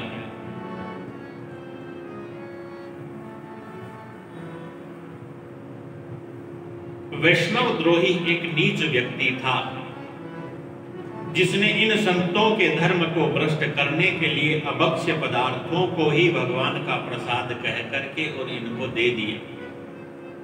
यह सुरसुरानंद जी महाराज तो आगे आगे चल रहे थे, इनके शिष्यगण पीछे आ रहे थे थोड़ा। तो सबसे पहले तो इनको ही दिया। अभक्ष्य वह पदार्थ था, न खाने वाला पदार्थ, या जिसको खाने से धर्म ही नष्ट हो जाए, लेकिन उसके ऊपर तुलसी पत्र रख दिया और दे दिया। अब भगवान का प्रसाद कह करके दिया। इनकी प्रसाद में बड़ी निष्ठा थी, इसलिए थोड़ा सा लेकर के इन्होंने पा लिया। शिष्यों ने पीछे थोड़ा दूरी से आ रहे थे, थोड़ा अंतर था, लेकिन शिष्यों ने देखा गुरुजी ने लिया। तो जब उस वैष्णव द्रोही ने इनको भी कहा तो ये सब लोग तो उसमें स्वाद बड़ा आया और स्वाद के लालच में बहुत सारा खा गए। सुरसुरानंद जी महाराज को जब पता चला, अरे मूर्खों, तुम लोगों ने तो बिना भाव विश्वास के ही इतना सारा खा लिया है, वापस निकालो, वमन कर दो, उल्टी कर दो। सबने उल्टी करी, दुर्गंध युक्त वह पदार्थ ढेर लग गया। शिष्य लोगों के मन में तो यह भी था ना कि भाई गुरुजी ने भी तो खाया। तो अपने शिष्यों की मन की बात को जान करके और स्वयं सुरसुरानंद जी महाराज ने अपने मुख के अंदर अंगुली दे करके और जब वमन किया तो देखा वह सारा का सारा साक्षात हरित तुलसी दल, पुष्प, रेणु इत्यादि हो गया, जिसकी सुगंधी चारों दिशाओं के अंदर छा गई। इस प्रकार आपने महाप्रसाद की महिमा दिखाई। कहने का तात्पर्य ऐसा है कि समर्थ को नहीं दोष गोसाई। जैसे भागवत पुराण की कथाओं में हम श्रवण करते हैं भगवान की रासलीला इत्यादि, और जहाँ पर महाराज परीक्षित और सुखदेव जी का संवाद आता है। परीक्षित जी कहते हैं भाई भगवान ने ऐसा क्यों किया, परदारा विमर्शनम। सुखदेव जी महाराज ने कहा कि भाई यह तो महापुरुषों की लीला है, महापुरुषों को कोई दोष नहीं। महादेव महादेव है, इसलिए हलाहल पान कर जाते, वह समर्थ, उनको कोई दोष नहीं। लेकिन साधारण व्यक्ति यदि हलाहल को पिए तो मर जाएगा।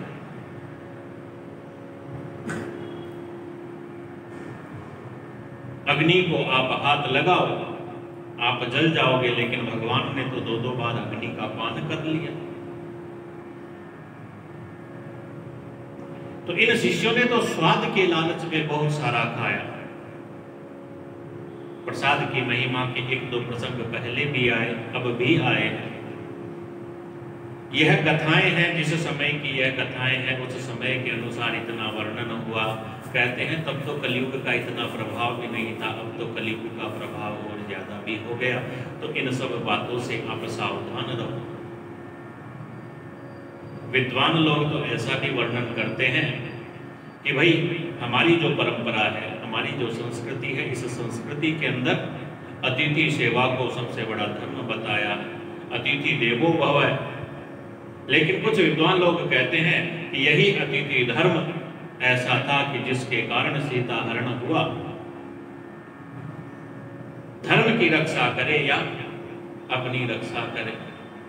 तो भाई कलिकाल के अंदर तो यह है कि बड़ी दुर्लभता से यह मनुष्य देह हमको मिली है, इसलिए इस देह की रक्षा करो।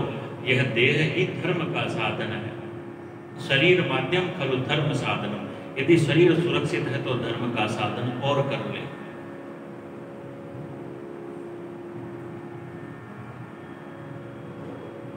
आपकी निष्ठा यदि मीराबाई जैसी हो तो भाई जहर भी अमृत बन जाएगा। लेकिन यदि आपको लगे कि हमारी ऐसी निष्ठा नहीं है तो फिर वही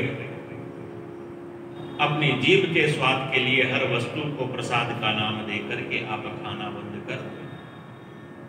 किसी ने दिया इसलिए आप नहीं खाते हो, आप अपने स्वाद के लिए खाते हो। और फिर कहते क्या हो, भाई प्रसाद था इसलिए मना नहीं कर सकते। नहीं, यह बात नहीं है। अपने हृदय के ऊपर हाथ रख करके आप विचार करो तो आएगा। कोई गरीब सा व्यक्ति फटे पुराने कपड़े पहन करके और कहीं बाहर हमको मिल जाए और भगवान के प्रसाद के नाम पर हमको कुछ दे तो क्या हम लोग खाएंगे? लेकिन कोई अच्छा व्यक्ति हो, अमीर धनवान व्यक्ति हो और वह कुछ भी दे दे तो खा लेंगे, क्योंकि अच्छा आदमी तो अच्छा देगा, उसमें स्वाद हो। हमारा मन ही ऐसा है। इन सब बातों से थोड़ा सावधान रहो, पवित्र रहो। पवित्र मन में ही और भगवान का वास होता है। इन सब भक्तों के चरित्र जो हैं, उन चरित्रों में यही बात एक है कि इन सब के हृदय पवित्र है।